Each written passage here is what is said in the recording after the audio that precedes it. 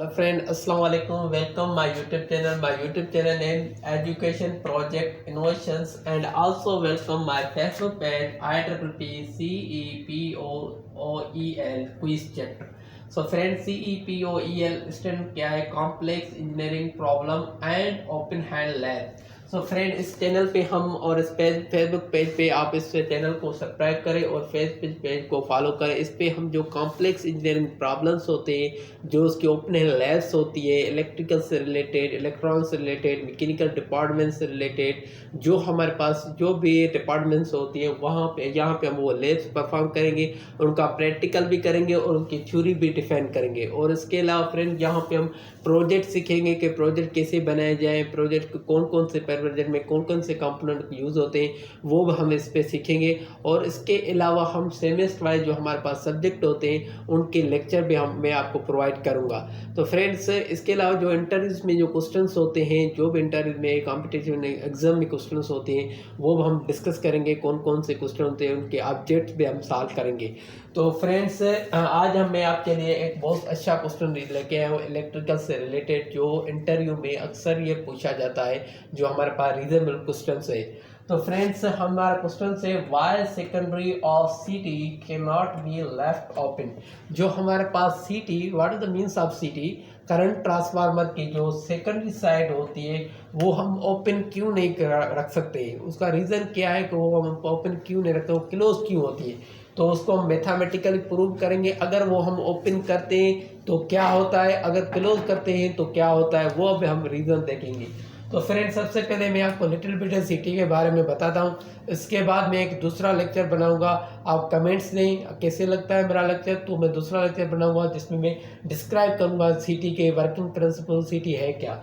तो फ्रेंड, जो सिटी हमारे पास करंट ट्रांसफार्मर यूज़ होता है वो हमारे पास ग्रिड स्टेशन, सब स्टेशन में यूज़ होता है, जहाँ पे हमारे हाई अमाउंट ऑफ करंट होता है। जैसे आप देखते हैं थ्री फेज जो हमारे पास होते हैं, थ्री फेज जो लाइन्स होती हैं, तो वहाँ पे हमारा जो करंट होता है वो 4000 करंट होता है, 5000 करंट होता है, 6000 करंट होता है। तो इतनी ज़्यादा अमाउंट ऑफ करंट को मेयर करने के लिए हम जो लो अमाउंट ऑफ इंस्ट्रूमेंट होते हैं, जैसे मल्टीमीटर्स होते हैं, क्लाइमीटर्स होते हैं, एमीटर्स होते हैं, तो ये हम मेयर करने, उनकी कैपेसिटी नहीं है कि वो इतना large amount of current mayor कर सके। तो वहाँ पे हम सिटी ट्रांसफार्मर यूज़ करते हैं उस करंट को मेयर करने के लिए। तो सिटी ट्रांसफार्मर हमारे पास जो यूज़ होता है वो कनेक्ट होता है, बस बार में कनेक्ट होता है, और हमारे पास सब स्टेशन में होता है। सिटी ट्रांसफार्मर यूज़ किया जाता है, जिसको हम उसकी प्राइमरी साइड पे क्या होता है, हम करंट देते हैं जो हाई अमाउंट ऑफ करंट को स्टेप डाउन करके लो अमाउंट करंट देकर हमारा मेयरमेंट करता है, जो हमारे पास सब स्टेशन में यूज़ किया जाता है। अक्सर आप सब स्टेशन में जाएंगे तो आप वहाँ पे देखेंगे तो वहाँ पे सिटी ट्रांसफार्मर लगा होता है। तो फ्रेंड, ये देखिए हमारे पास ये सर्किट डायग्राम है, सिटी ट्रांसफार्मर का सिंबल है, सर्किट सिंबल है। जैसे हम इनपुट में करंट दे रहे हैं तो हमारे पास आउटपुट में क्या है, जहाँ पे हाई अमाउंट ऑफ करंट देंगे, जैसे 5000 देंगे, 6000 देंगे, तो ये क्या करेगा, उसको स्टेप डाउन करेगा। तो सिटी ट्रांसफार्मर का जो मेन पर्पज है, जो हाई अमाउंट ऑफ करंट को डिक्रीज करके हमें लो अमाउंट ऑफ करंट देता है, जिसको हम मेयरमेंट करते हैं। तो ये देखिए फ्रेंड, जैसे हम इसको इनपुट में करंट दे रहे हैं हमारे पास प्राइमरी साइड, तो हमारे पास सेकेंडरी साइड में क्या हो रहा है, करंट डिक्रीज हो रहा है, और हमारा पास क्या हो रहा है, वोल्टेज इंक्रीज हो रहा है। तो सबसे पहले हम फ्रेंड ये लिटिल बिट कॉन्सेप्ट सुनते हैं कि करंट कैसे इंड्यूस होता है, जो सिटी ट्रांसफार्मर वर्क करता है, इलेक्ट्रोमैग्नेटिक इंडक्शन पे काम करता है, वो कैसे करता है। तो फ्रेंड, यहाँ पे एक फोर्स प्रोड्यूस होता है, मैग्नेटिक मोटिव फोर्स। इस क्वेश्चन का आंसर देने के लिए सबसे पहले मैं आपको उसकी बेसिक बताता हूँ कि हमारे पास एक मैग्नेटिक मोटिव फोर्स होता है। ये देखिए हमारे पास ट्रांसफार्मर में करंट जैसे फ्लो होता है तो वहाँ पे क्या होती है, हमारे पास फ्लक्स जनरेट होती है। तो फ्लक्स जनरेट होने का जो रीज़न होता है वो हमारे पास एमएमएफ होता है, मैग्नेटिक मोटिव फोर्स होता है, जो फ्लक्स को जनरेट करता है। तो मैग्नेटिक मोटिव फोर्स जो इक्वल होता है N I product of number of turns into current. जो मैग्नेटिक फोर्स जो प्रोडक्ट होता है वो करंट और नंबर ऑफ टर्न्स पे होता है, जिसका यूनिट है एटी। तो फ्रेंड्स, सबसे पहले हम देखते हैं कि हम जो जहाँ पे हम सिटी ट्रांसफार्मर, ये हमारे पास सिटी ट्रांसफार्मर है। अभी सिटी ट्रांसफार्मर की जो सेकेंडरी साइड है उसको मैं शार्ट कर रहा हूँ अमीटर से, और देखते हैं कि उसमें करंट कितना फ्लो हो रहा है, हमारे पास वोल्टेज कितने हो रहे हैं, और क्लोज में कितने हो रहे हैं। तो ये देखिए हमारे पास फ्रेंड, ये हमारे पास सिटी ट्रांसफार्मर है, ये उसकी प्राइमरी साइड है, ये हमारे पास सेकेंडरी साइड है। तो प्राइमरी साइड पे हम क्या दे रहे हैं, करंट दे रहे हैं, हाई अमाउंट ऑफ करंट दे रहे हैं, और उसमें क्या लगा हुआ है, लोड लगा हुआ है। ये हमारे पास सीरीज में कनेक्ट होता है, बस बार से कनेक्ट होता है।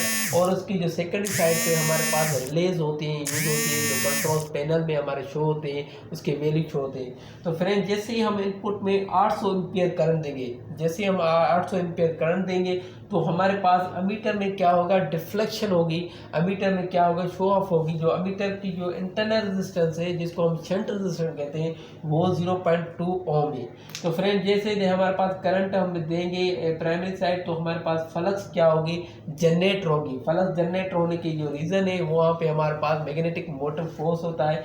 अभी देखिए फ्रेंड, जो हमारे पास प्राइमरी साइड की मैग्नेटिक फोर्स और हमारे पास सेकंड साइड की मैग्नेटिक फोर्स क्या है, इक्वल है, क्योंकि अकॉर्डिंग टू लेंस लॉ वो क्या करे, अपोज करे। क्योंकि हमारे पास जो सेकंड साइड है अभी किलोज है, हमारे पास सेकंड साइड क्या है, किलोज है, हमने अमीटर लगाया है, तो हमारे पास ये इक्वल है। तो हमारे पास क्या हो रहा है, प्राइमरी साइड जो मैग्नेटिक मोटिव फोर्स होता है, जो फ्लक्स होता है, हमारे पास डिक्रीज होती है। तो ये हमारे पास कंडीशन जो है सूटेबल कंडीशन है, डेंजरस कंडीशन नहीं है। तो फ्रेंड मैंने एक एग्जांपल लिया है, जैसे आपको समझा रहा हूँ कि हम जब शार्ट कर रहे हैं, इस पर लोड लगाकर फिर हम मेजर करते हैं उसका वोल्टेज कितना आ रहा है। तो फ्रेंड ये देखिए, मैंने एक एग्जांपल लिया है कि हमारे पास सेकेंडरी साइड पे जो N1 है, जो हमारे पास नंबर ऑफ प्राइमरी टर्न्स है, और N2 जो है नंबर ऑफ सेकेंडरी साइड, जो नंबर ऑफ सेकेंडरी साइड पे टर्न्स है। तो हमारे पास जो प्राइमरी टर्न्स है वो हमारे पास कितने, 1 टर्न्स है। लेट सपोज हम जिम करते हैं, जो प्राइमरी साइड पे हमारे पास 1 टर्न्स है और सेकेंडरी साइड पे हमारे पास 160 टर्न्स है। तो हमें क्या मालूम करना है, हमें करंट मालूम करना है। तो वो हमारे पास सेकेंड साइड पे कितना करंट आ रहा है और हमारे पास वोल्टेज कितने हैं। तो IS और VS जो हमारे पास डिनोट करें, वो करंट को डिनोट करें, और हमारे पास वोल्टेज करंट डिनोट करें सेकेंड साइड पे। तो ये देखें फ्रेंड, हमने यहाँ पे रेशो लगाया है, ट्रांसमिशन रेशो लगाया है। उसका फार्मूला रखा है NS/NP इज इक्वल IP/IC। क्योंकि जो नंबर ऑफ टर्न्स होते हैं वो डायरेक्टली प्रोपोर्शंस होते हैं वोल्टेज से। जितना आप नंबर ऑफ टर्न्स बढ़ाएंगे, आपका उतना वोल्टेज ज़्यादा इंक्रीज होगा, और अगर आप नंबर ऑफ टर्न्स को ज़्यादा करेंगे तो आपका करंट क्या होगा, डिक्रीज होगा, क्योंकि वो क्या है, हमारे पास इन्वर्सली प्रोपोर्शनल है। तो ये देखें फ्रेंड्स, अभी हमें क्या मालूम करें, सेकेंडरी साइड पे करंट मालूम करना है कि सेकेंडरी साइड पे करंट कितना जनरेट हो रहा है। तो हमने इसको फार्मूले को रीअरेंज किया है। तो IS इज इक्वल हो गया IP इज इक्वल NP/NS। तो हमारे पास IP जो है वो हमारे पास प्राइमरी करंट है, और NP जो है number of turns primary side पे, और NS जो है हमारे पास number of turns secondary side है। तो हम यहाँ पे फ्रेंड उसके वैल्यूज पुट करेंगे, तो आप देखेंगे हमारे पास प्राइमरी करंट हम कितना दे रहे हैं, 800 एम्पियर दे रहे हैं। तो वहाँ पे हमने 800 पुट किया, और हमारे पास प्राइमरी नंबर ऑफ टर्न्स कितने, 1 टर्न से प्राइमरी साइड, तो हमने 1 पुट किया। और सेकेंडरी साइड पे कितने टर्न से, हमारे पास 160 टर्न है, तो हमारे पास हमने 160 यहाँ पे पुट किया। तो फ्रेंड इसको आप सॉल्व करेंगे, कैलकुलेट सॉल्व करेंगे, तो हमारे पास 5 एम्पियर करंट आ गया। तो फ्रेंड यहाँ पे सिटी ट्रांसफार्मर की जो डेफिनेशन है, सिटी ट्रांसफार्मर का पर्पज है, क्या है purpose, high amount of current को स्टेप डाउन करता है, लो amount of current, low current देता है। तो आप देखें इनपुट में हम कितना करंट दे रहे थे, 800 एम्पियर करंट दे रहे थे, तो हमारे पास आउटपुट में करंट जो आ रहा है 5 एम्पियर आ रहा है। तो ये स्टेप डाउन कर रहा है। तो अभी फ्रेंड हम इसका वोल्टेज अक्रॉस सेकंड साइड, अभी हम वोल्टेज को देखेंगे, वोल्टेज कितना फ्लो हो रहा है सेकंड साइड पे। तो आप ओम्स लॉ लगा के, according to Ohm's law V is equal I/R। तो हमारे पास सेकंड साइड पे वोल्टेज मालूम करें, तो VS is equal IS/RS, where is IS means second side current and second side resistance. तो हमारे पास सेकंड साइड पे करंट कितना है फ्रेंड, 5 है, और हमारे पास सेकंडरी साइड पे रेजिस्टेंस कितना है फ्रेंड, एमीटर का इंटरनल 0.2 एम्पियर है। तो हमारे पास सेकंड साइड पे जो वोल्टेज आ रहे हैं 1.0 वोल्टेज आ रहे हैं। तो ये देखें फ्रेंड, हमने ये कौन सी कंडीशन, जब हमने सिटी ट्रांसफार्मर को क्लोज किया।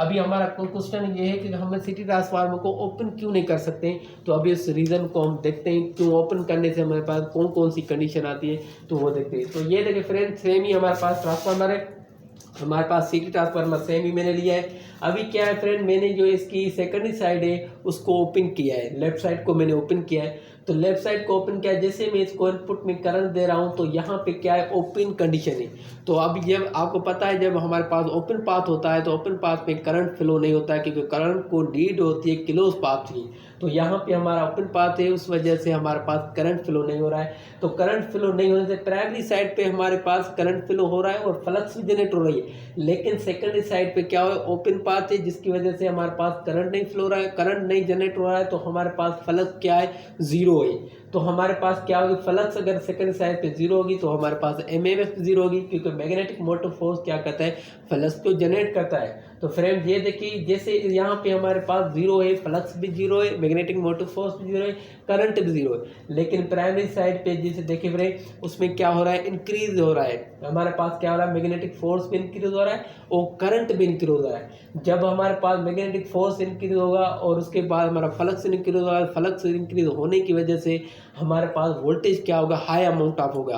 तो जब हमारे पास हाई अमाउंट ऑफ वोल्टेज होगा तो कौन सी कंडीशन आएगी, वो अभी देखते हैं फ्रेंड। तो इसको मैंने मैथमेटिकली प्रूव किया है। तो assume from above is used 440 voltage. For example हम यहाँ पे 440 वोल्टेज दे रहे हैं कि थ्री फेज जो हमारे पास पावर लाइन होती है, जब रेड लाइन ग्रीन जो हमारे पास लाइन है, ये हमारा थ्री फेज का है, जहाँ पे हम ग्रिड स्टेशन सब स्टेशन, जब आप यार्ड में जाएंगे तो यार्ड में ये हुई। तो यार्ड में आपको क्या करना है, जब यार्ड में इलेक्ट्रिकल इंजीनियर काम करता है तो उसको जो सिटी ट्रांसफार्मर को सेकंड है वो क्लोज करना है। क्यों, तो ये देखिए फ्रेंड्स, हमारे पास नंबर ऑफ टर्न्स जो है सेम ही है, सेम ही हमें नंबर ऑफ टर्न्स लिखे हैं, 1 टर्न है, और सेकंडरी पे आया, सेकंड साइड पे नंबर ऑफ टर्न्स क्या है फ्रेंड, 160 है, सेम ही। अभी हमें क्या है, हम जब ओपन करते हैं सेकंडरी साइड को तो कौन सी कंडीशन होती है, तो वो मालूम करने के लिए हमने वीएस को मालूम करना है, वोल्टेज को मालूम करना है। तो वीएस हमने ट्रांसमिशन रेशो यहाँ यूज़ करते हैं, VS into VP is equal to NS upon NP. तो वीएस जो वोल्टेज होता है वो direct proportional number of turn से, जितना आप नंबर ऑफ टर्न्स बढ़ाएंगे उस कॉइल का उतना आपका क्या होगा, वोल्टेज ज़्यादा हो जाएंगे। तो ये देखें फ्रेंड, अभी हमें क्या मालूम करना, वीएस मालूम करना है। सेकंडरी साइड पे हमारे पास वोल्टेज कितने आ रहे हैं जब ओपन कंडीशन है सीटी की। तो वीएस मालूम करने के लिए यहाँ पे ये क्या करा है, डिवाइड करा है, तो यहाँ पे क्या करेगा फ्रेंड्स, मल्टीप्लाई करेगा। तो ये हमारे पास मैथमेटिकल इक्वेशन बन गई। तो अभी हम क्या करेंगे, वैल्यूज पुट करेंगे। तो वीपी जो हमारे पास प्राइमरी साइड वोल्टेज हम दे रहे थे वो कितने हैं हमारे पास, 480, हमारे पास 480 हमने वोल्टेज दिए, और सेकेंडरी साइड पे हमारा नंबर ऑफ टर्न कितने फ्रेंड, 160 है, और प्राइमरी साइड 1 है। तो हम जब इसको मल्टीप्लाई करेंगे तो हमारे पास सेकंड साइड जो वोल्टेज आएगा 76.800 वोल्टेज, जिसको हम लिख सकते हैं सेकंड साइड 76.8 किलोवाट। तो फ्रेंड इतना ज़्यादा वोल्टेज बढ़ जाएगा जब हमारे पास सिटी की सेकेंडरी साइड जो लेफ्ट साइड हम ओपन करेंगे तो इतना ज़्यादा वोल्टेज बढ़ेगा। जब हमारा वोल्टेज बहुत सा अमाउंट में होगा तो वहाँ पे जो भी इलेक्ट्रिकल इंजीनियर कोई भी काम करेगा, पर्सन काम क्या करेगा, तो उसकी डेथ हो सकती है, और इसकी वजह से हमारे सिटी ट्रांसफार्मर की जो वाइंडिंग है, इंसुलेशन है, वो भी जल सकती है। तो इसलिए हम जब भी काम करते हैं तो सिटी का जो सेकेंडरी साइड है वो हम क्लोज करेंगे जब हम प्राइमरी साइड को एनर्जाइज करेंगे। जब एनर्जाइज कंडीशन में हमें सेकेंडरी साइड को क्लोज करना है। तो ये हम रीज़न जो हमारा क्वेश्चन था उसका यही रीज़न था, मैंने आपको मैथमेटिकली बताया। और उसका डिसएडवांटेज क्या है, उससे जो भी पर्सन काम करेगा वो उसकी डेथ भी हो सकती है, क्योंकि इतना लार्जर अमाउंट ऑफ करंट है, और हमारे सेकेंडरी साइड की जो हमारे सिटी ट्रांसफार्मर की वाइंडिंग है वो भी जल सकती है। तो थैंक यू फ्रेंड, हमारे फेसबुक पेज को फॉलो करें और यूट्यूब चैनल को सब्सक्राइब करें, जैसे आपको लेटेस्ट अपडेट मिलती जाए, लैब से रिलेटेड मिलती जाए, और इंटरव्यूज़ में जो क्वेश्चंस होते हैं वो भी आपको मिलते जाएंगे। Thank you friend.